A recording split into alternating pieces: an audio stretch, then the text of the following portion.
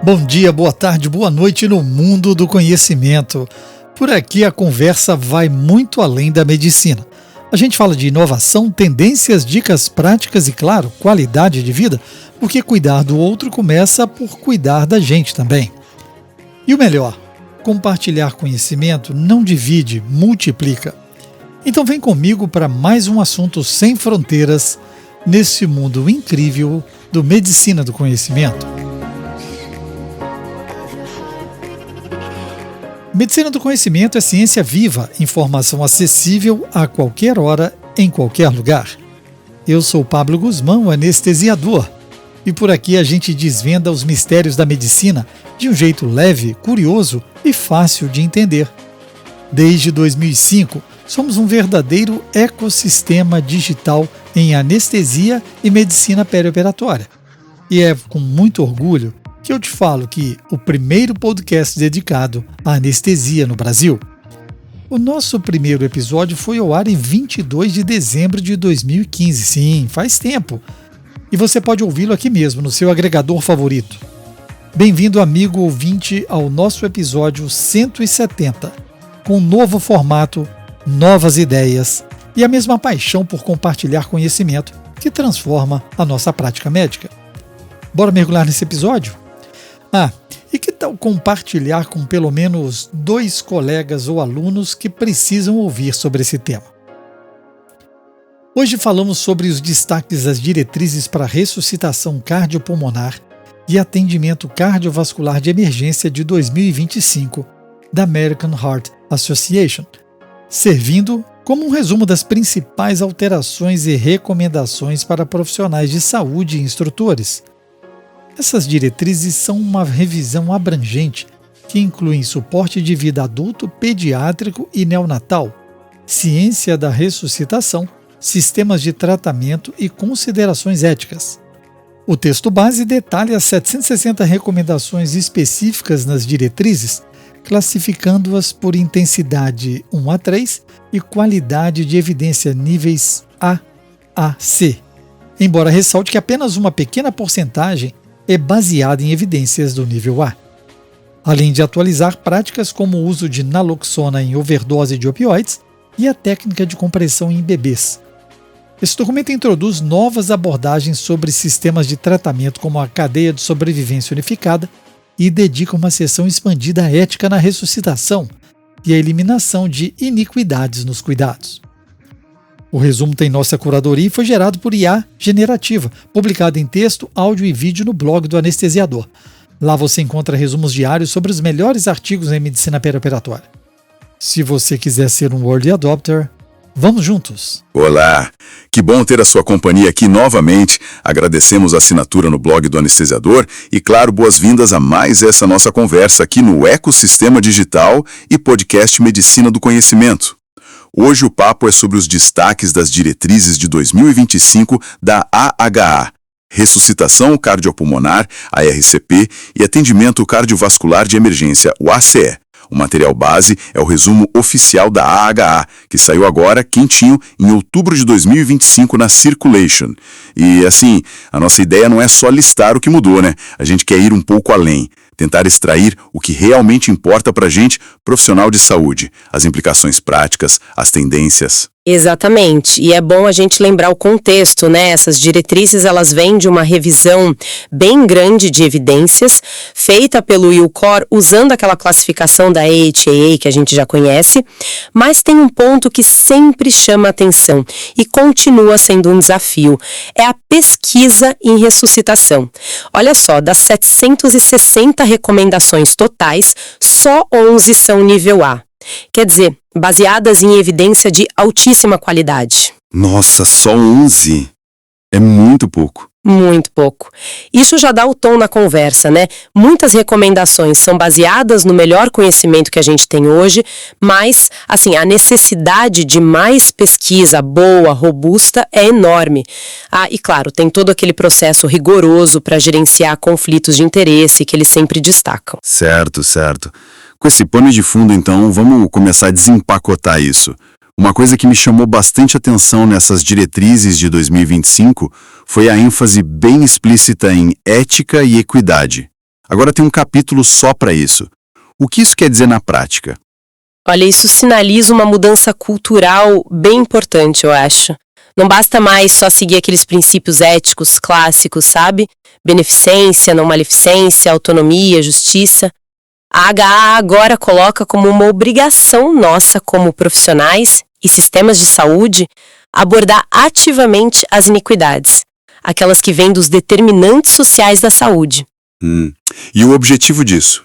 O objetivo declarado é eliminar as disparidades na RCP e no ACI. Isso vai muito além do atendimento individual, né? É um chamado para a gente pensar de forma mais sistêmica como o acesso e a qualidade do cuidado variam para diferentes grupos de pessoas. Entendi. E como isso se liga com as decisões ali na hora, né? Tipo, começar ou parar uma RCP, que já são super complexas? A diretriz reforça muito a importância da tomada de decisão compartilhada, sempre que der, claro. Usar as diretivas antecipadas, o julgamento substitutivo. A regra geral ainda é começar a RCP, né? Exceto naqueles casos óbvios.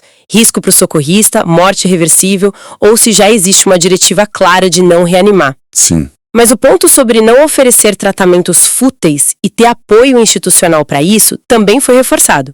E olha que interessante, até o bem-estar do profissional, o sofrimento moral, a proteção contra danos, tudo isso ganhou espaço nessa discussão ética. Faz sentido. E também o apoio às famílias, a questão da presença durante a RCP e as considerações sobre doação de órgãos. É uma visão bem mais ampla. Essa visão mais ampla, mais sistêmica, parece que continua em outras áreas também, né? Porque a gente vê mudanças grandes nos sistemas de tratamento. Começando pela nova cadeia de sobrevivência, que agora é unificada. Sim, exatamente. A nova cadeia que está lá na figura 3 do documento, agora vale para tudo. Parada dentro ou fora do hospital, adulto ou criança. E o grande destaque, para mim, é a ênfase na prevenção e preparo. Antes mesmo da parada acontecer? Isso, antes. Inclui desde as iniciativas na comunidade, como treinar leigos, ter mais DEAs disponíveis, até novidades dentro do próprio hospital. E que novidades são essas nos sistemas? Teve alguma coisa que te surpreendeu mais? É a recomendação de ter políticas para facilitar o acesso público à naloxona. O antídoto para opioides. Exato. De forma parecida com o acesso aos DEAs. Isso é uma resposta direta à crise de opioides, né? Coloca a reversão da overdose como uma questão de saúde pública que precisa ser tratada de forma sistêmica. Nossa, faz todo sentido. E dentro do hospital, outra coisa que eu achei legal foi a introdução das reuniões rápidas de segurança, os safety huddles. É uma recomendação para prevenir que pacientes de alto risco piorem. É uma prática que vem de outras áreas de segurança sendo importada para cá. Interessante. E falando em práticas, o debriefing depois das paradas também ganhou mais destaque, né? Ganhou sim. Agora a recomendação é incorporar os dois tipos. O debriefing imediato, chamado de quente, e o tardio, o frio. Qual a diferença? O imediato é mais para aliviar a tensão da equipe ali na hora, processar o que aconteceu. O tardio é mais estruturado para analisar o caso com calma, aprender e melhorar o sistema e a equipe. Reconhece o valor dos dois momentos. Entendi. E sobre as equipes? Também tem novas recomendações sobre a composição e o treinamento. Por exemplo, ter um profissional de suporte avançado de vida, o SAV, presente na cena da parada extra-hospitalar, a PCRE, e ter equipes designadas, treinadas com simulação para a parada intra-hospitalar, a PCRE. Uma mudança que me pareceu bem impactante para a dinâmica pré-hospitalar é aquela recomendação de priorizar a ressuscitação no local, na PCRE. Tentar conseguir o retorno da circulação espontânea, o RCE, antes de transportar. Isso muda bastante a prática, não? Muda muito, é uma mudança significativa. A ideia por trás é que, em muitos casos, sair correndo para o hospital com uma RCP de baixa qualidade durante o transporte pode ser pior do que investir tempo para tentar um RC sustentado ali mesmo, no local. Mas isso exige mais da equipe, né? Com certeza. Exige treinamento específico para essa abordagem, incluindo saber a hora certa de terminar a ressuscitação no local, se for o caso, e como comunicar isso para a família. É um desafio. E a tal da ICPR, a RCP extracorpórea. O que tem de novo aí? A SCPR está ganhando espaço sim, mas ainda com muita cautela. As novas recomendações focam em critérios de seleção mais claros para indicar e na necessidade de ter médicos experientes para fazer a canulação, que não é simples. Sugerem também uma abordagem regionalizada, concentrando os recursos e a expertise em centros específicos. Tipo centros de referência. Isso. E também falam sobre o transporte rápido para um centro de SPR em casos selecionados de PCRR. É uma terapia de exceção ainda, mas com potencial para pacientes muito específicos. Para fechar essa parte de sistemas, a preocupação com o depois da parada também aumentou, né? Falam de doação de órgãos, reabilitação? Sem dúvida. Cada vez mais se reconhece que sobreviver é só o primeiro passo. A recomendação para ter sistemas integrados de avaliação e acompanhamento contínuo dos sobreviventes é um avanço enorme. Focar em avaliar e tratar sequelas físicas, cognitivas, emocionais. Pensar na qualidade de vida depois da PCR, isso é fundamental. Saindo agora dos sistemas gerais e entrando nas especificidades. Vamos para o suporte de vida neonatal. O que é o principal recado aqui? A mensagem central é preparo e principalmente ventilação eficaz. A grande maioria das paradas em recém-nascidos é por hipóxia. A nova cadeia de cuidados do recém-nascido, que está na figura 5, reforça isso desde o pré-natal. E de mudanças práticas, o que se destaca? 2 atualizações importantes que eu destacaria são o clampeamento tardio do cordão umbilical, esperar pelo menos 60 segundos para bebês a termo ou pré-termo que não precisam de ressuscitação imediata e a possibilidade de fazer a ordenha do cordão intacto para bebês com 35 semanas ou mais que não nasceram vigorosos. Seria uma alternativa ao clampeamento imediato nesses casos. Interessante. E na parte de ventilação e vias aéreas? Alguma novidade ali? Sim. A videolaringoscopia é mencionada como algo que pode ser útil e a máscara laríngea ganhou mais espaço. Pode ser uma alternativa à intubação ou até a primeira escolha de interface se a máscara facial falhar em bebês maiores, com 34 semanas ou mais. E nas compressões? A recomendação agora é fazer as compressões no terço inferior do externo. E um ponto importante, trocar o compressor a cada 2 a 5 minutos. Isso é para garantir a qualidade das compressões, evitar a fadiga. Faz sentido. Passando agora para o suporte básico de vida SBV pediátrico. Aqui a parada geralmente é secundária, né? Respiratória, choque. Exato. Por isso, o reconhecimento precoce e uma RCP de alta qualidade, minimizando as interrupções para menos de 10 segundos, são cruciais. A grande mudança aqui, que vale a pena frisar, está na técnica de compressão para bebês lactentes. Qual é a mudança? Agora se recomenda usar a base de uma mão ou a técnica dos 2 polegares com as mãos envolvendo o tórax. Aquela técnica clássica só com os 2 dedos não é mais recomendada. Parece que ela não gera compressões tão eficazes. Importante saber disso. E na obstrução de via aérea por corpo estranho, a OVACI, também teve mudança? Teve. Mudou a sequência. Tanto para crianças quanto para adultos, a recomendação agora é começar com 5 golpes nas costas e só depois fazer 5 compressões, abdominais em crianças e adultos, torácicas em bebês. Ah, então inverteu. Antes começava com as compressões abdominais em crianças e adultos, né? Isso mesmo. Agora começa com os golpes nas costas. É uma mudança no fluxo que ficou bem estabelecida. A lógica é que os golpes podem conseguir desalojar o objeto mais facilmente em alguns casos, então vale tentar primeiro. Interessante essa mudança na OVACI. E no SBV adulto, além dessa nova sequência da OVACI, o que mais se destaca? Bom, os pilares continuam os mesmos. RCP precoce e desfibrilação rápida, o quanto antes. Uma pequena novidade, mas que pode ser útil na prática para leigos, é sobre as pás de desfibrilação em mulheres. Dizem que ajustar o sutiã pode ser aceitável, em vez de ter que removê-lo completamente. Talvez isso ajude a diminuir alguma barreira que as pessoas sentem. Pode ser.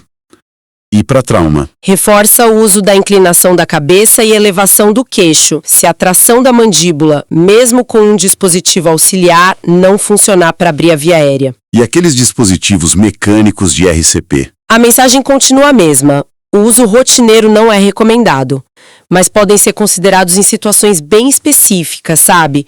Quando a RCP manual de qualidade fica muito difícil ou perigosa para o socorrista, transporte prolongado, por exemplo. Entendido. Subindo agora mais um degrau na complexidade. Vamos para o suporte avançado de vida, SAVE. Começando pelo pediátrico, onde estão os principais avanços ou mudanças? Olha, a oportunidade de melhorar os resultados aqui ainda é grande, viu? Especialmente fora do hospital.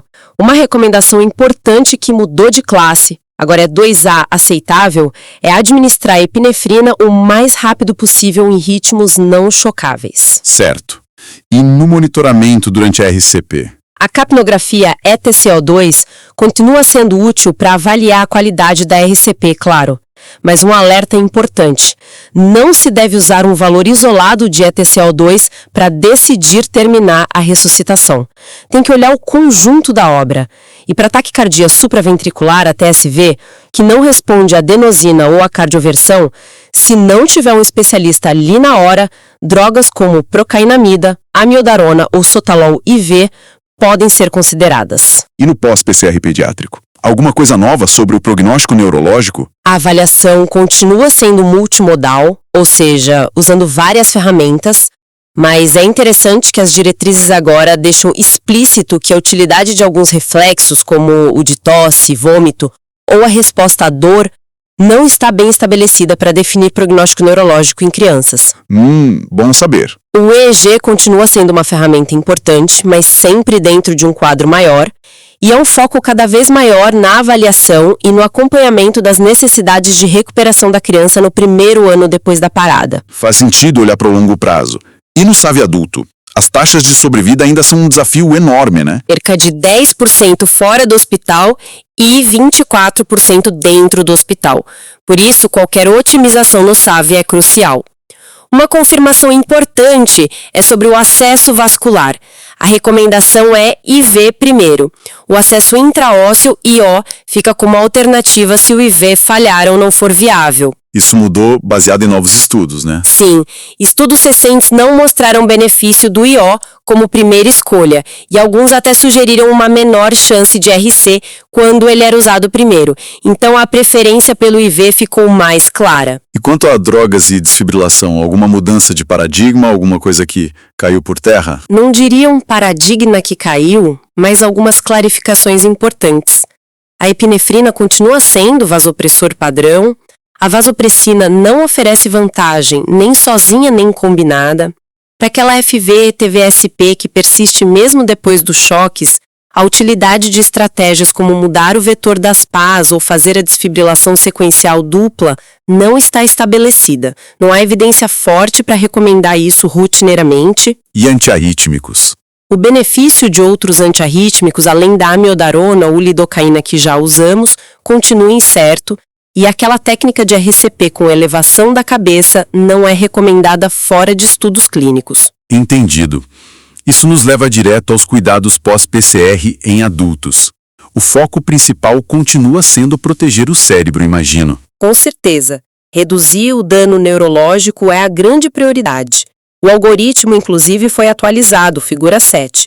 Uma novidade no neuroprognóstico é a inclusão de preditores de desfecho favorável, não só os desfavoráveis, e a adição da cadeia leve de neurofilamento como um biomarcador que pode ser medido no sangue para ajudar no prognóstico. E o controle de temperatura? Continua? Continua sim. A recomendação é controlar a temperatura por pelo menos 36 horas se o paciente não estiver respondendo a comandos, seja mantendo hipotermia, 32 a 34 graus, ou normotermia, 36 a 37,5 graus. O mais importante é evitar a febre a todo custo nesse período. E a pressão arterial? Alguma meta específica?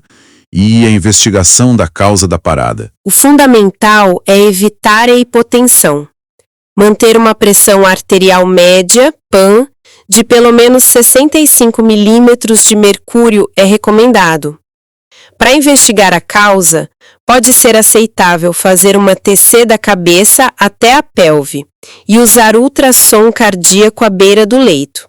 E a angiografia coronária continua sendo recomendada se houver suspeita de causa cardíaca, especialmente se o ritmo inicial foi chocável ou se há sinais de isquemia ou disfunção do coração. E uma coisa que às vezes gera dúvida: mioclonias pós-parada.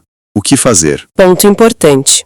A diretriz reforça: não se recomenda tratar mioclonias pós-PCR que não tenham uma atividade correspondente no EEG. Tratar só o movimento sem correlato elétrico não parece trazer benefício. E, de novo, o foco na recuperação, né? Sim. Avaliar e abordar o sofrimento emocional tanto do sobrevivente quanto do cuidador antes mesmo da alta hospitalar. Isso é recomendado. Cobrimos muita coisa. Vamos dar uma olhada rápida agora nas situações especiais. Tem algo particularmente novo ou muito relevante aí? Olha, eu destacaria algumas coisas. Para a overdose de opioides, a recomendação bem clara de administrar naloxona por qualquer socorrista, desde que não atrapalhe a RCP padrão, e também de fornecer naloxona na alta para os pacientes que foram tratados por overdose com instruções de uso. Prevenção secundária, né? Exato. Na PCR na gestação, a ênfase em se preparar e realizar o parto de ressuscitação perimortem em até 5 minutos do início da PCR. E a ECPR também é considerada aceitável nesses casos refratários. E para quem tem LVAD, aquele dispositivo de assistência ventricular? Para pacientes com LVADs, a recomendação é clara. Se estiver inconsciente e com sinais de má perfusão, iniciar as compressões torácicas imediatamente, sem hesitar, enquanto se avaliam as causas reversíveis. Tem até um algoritmo novo para isso, figura 8. Bom saber. E hipotermia? Na hipotermia grave, o uso de scores prognósticos como o HOPE e o ICE é aceitável para guiar a decisão de iniciar o reaquecimento com SLS, ECMO, na parada cardíaca. E a própria CLS é aceitável para reaquecer pacientes com hipotermia grave, 28 graus Celsius, mesmo que não estejam em parada. Ok. Para fechar nosso papo, chegamos à ciência da educação. Como a gente ensina e aprende ressuscitação também está mudando, né? Sim, e com foco bem grande em efetividade e também em equidade no treinamento. O uso de dispositivos de feedback, aqueles manequinhos que dão retorno sobre a qualidade da RCP, é fortemente recomendado durante o treinamento, tanto para profissionais quanto para leigos. Isso ajuda muito, né? Ver na hora se está fazendo certo. Com certeza. Outras técnicas, como a prática deliberada de ciclo rápido e o treinamento específico em trabalho em equipe e liderança, também são apoiadas para profissionais. A tecnologia parece mais forte também. A gamificação e a realidade virtual RV são consideradas aceitáveis para adquirir conhecimento. Mas atenção aqui, a RV não deve substituir o treino prático das habilidades de RCP. A mão na massa ainda é essencial. Entendido. E a questão da equidade na educação, como ela aparece? Isso foi bem reforçado. Tem recomendações claras para adaptar o treinamento a populações específicas, com diferentes backgrounds raciais, étnicos, socioeconômicos, linguísticos, e também para abordar barreiras específicas, como as que às vezes impedem mulheres de iniciar a RCP. Usar métodos de baixo custo para ampliar o alcance do treinamento também é incentivado. E o treinamento para leigos? O treinamento sobre overdose de opioides para leigos é recomendado. E iniciar o treinamento de RCP nas escolas antes dos 12 anos também, para criar uma cultura de resposta desde cedo. E aqueles auxílios cognitivos, tipo checklists? São úteis para profissionais durante a ressuscitação, ajudam a não esquecer passos importantes, mas não são recomendados para leigos durante uma emergência real, porque podem acabar atrasando o início da RCP, que é o mais crucial. Uau, foi uma visão geral bem completa, hein? Mas focada nos pontos de maior impacto, eu acho. Se a gente fosse resumir os grandes temas, seria essa ênfase inédita em equidade e ética em tudo, uma abordagem cada vez mais sistêmica, desde a prevenção lá na comunidade com naloxona até a reabilitação pós-PCR e a ICPR regionalizada, os refinamentos técnicos importantes no SBV e SAVE, tipo a sequência da UVACE, a abordagem do acesso vascular, os avanços nos cuidados pós-parada, principalmente no neuroprognóstico, e uma educação mais tecnológica, com feedback e mais atenta às disparidades. Acertei? Perfeito, é exatamente isso. Na prática clínica, isso significa que a gente precisa revisar nossos protocolos locais, atualizar os treinamentos, incorporar feedback, simulação, pensar em como nossos sistemas, tanto no hospital quanto na comunidade, podem melhorar. E, o que talvez o mais desafiador, como a gente pode, de fato, abordar as inequidades no nosso próprio contexto de trabalho. O desafio da baixa evidência nível A em muitas áreas continua, claro.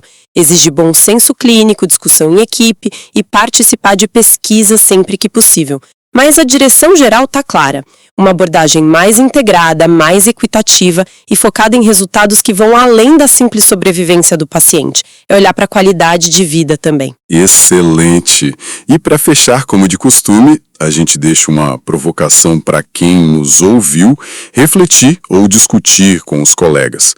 Considerando essa mensagem forte sobre implementação, sobre sistemas de tratamento, qual o maior obstáculo que vocês enxergam, seja na prática individual de cada um ou na instituição onde trabalham, para realmente conseguir traduzir essas novas diretrizes em melhores resultados para os pacientes? Principalmente quando a gente pensa em garantir um atendimento mais equitativo para todo mundo. Fica aí a reflexão. Muito obrigado pela atenção e por participar desta análise conosco aqui no Medicina do Conhecimento. Até a próxima. Valeu por estarmos juntos até aqui. Chegamos ao fim de mais um episódio do nosso podcast Medicina do Conhecimento. Espero que esse conteúdo tenha sido tão inspirador quanto foi para mim.